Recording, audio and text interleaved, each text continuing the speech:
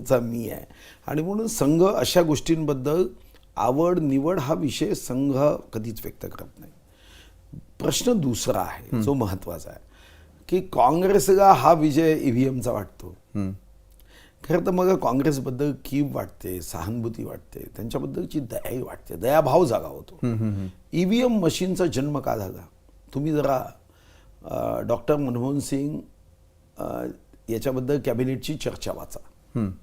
खरं तर तेव्हा या संदर्भात आमच्याचपैकी काही नेत्यांचा आक्षेप होता की तुम्ही अभ्यास केला ना, ईव्हीएम मशीन फुलप्रूफ आहे ना. तेव्हा पण तुमचाही म्हणजेच पंतप्रधान नरेंद्र मोदी यांचा देखील विरोध होताच की? विरोध नाही. आपण विधानसभेत जेव्हा एखादा प्रश्न विचारतो तो प्रश्न विचारणे म्हणजे विरोध नसतो. त्याची जास्तीची माहिती आपण एकत्रित करतो, संकलित करतो, उत्तर अपेक्षित असते. आता या संदर्भात संसदेतही प्रश्न जागे तेव्हा तुम्ही काय उत्तर दिलं काँग्रेसच्या नेत्यांनी की सर्वात फुलप्रूफ सिस्टम ईव्हीएम मशीन, दुनिया में कोई हॅक नहीं कर सकता, आणि तुम्ही पराभूत होताय म्हणून तुमच्या मनात शंका आहे. हे कोणी म्हणतं का? काँग्रेसनी. कॅबिनेटमध्ये ईव्हीएम मशीनचाच उपयोग केला पाहिजे हे काही अटलजींनी म्हटलं नव्हतं.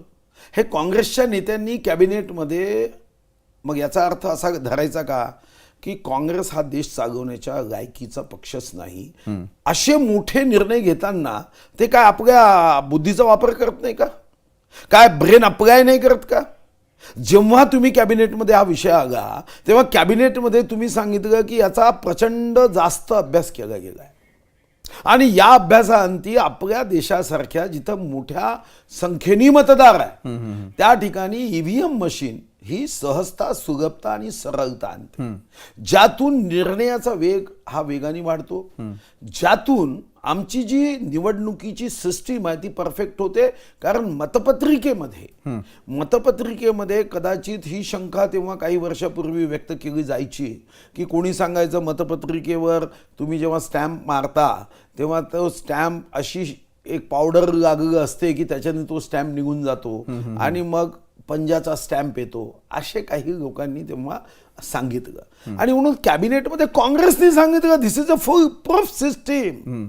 ही टेक्नॉलॉजी न समजणारे तुम्ही अजूनही 18व्या शतकातले आहे हे कोणी सांगितलं? हे काँग्रेसच्या नेत्यांनी.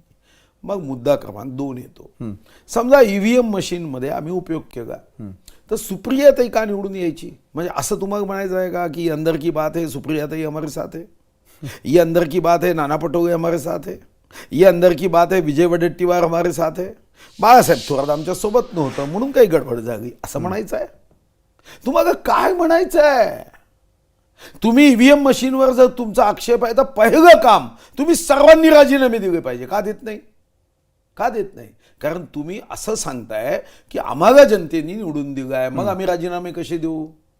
मग तुम्हाला जनतेने निवडून दिलं आणि तुम्ही इतके मोठे नेते आहात की तुमच्या जादूनी काही ईव्हीएम काही तुमच्या मतदारसंघात हॅक होत नाही पण बाकी मतदारसंघात होते. आता हे हास्यास्पद नाही आहे का? हे 21व्या शतकामधलं हास्यास्पद असं विधान नाही आहे का? आणि तुम्ही लोकसभेत जिंकले तेव्हा तुम्ही काय म्हणाले?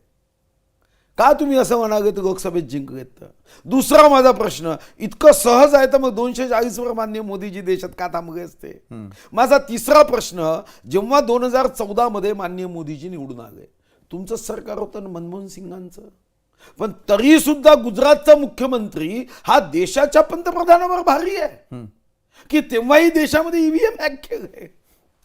तुम्ही विचारा म्हणाला मग गुजरातचा मुख्यमंत्री देशाच्या प्रधानमंत्र्यापेक्षा जर भारी असेल तर असू द्या ना मग त्यांनाच प्रधानमंत्री. मग तुमची जर लायकीच नाही आहे, देश चालवण्याची पात्रता नाही आहे, लायकी नाही आहे, तुम्ही देशाचे प्रधानमंत्री होते, तुम्हीच उत्तरं दिली, तुम्हीच देशाचे प्रधानमंत्री असताना तेव्हा एनडीएचं सरकार कसं आलं?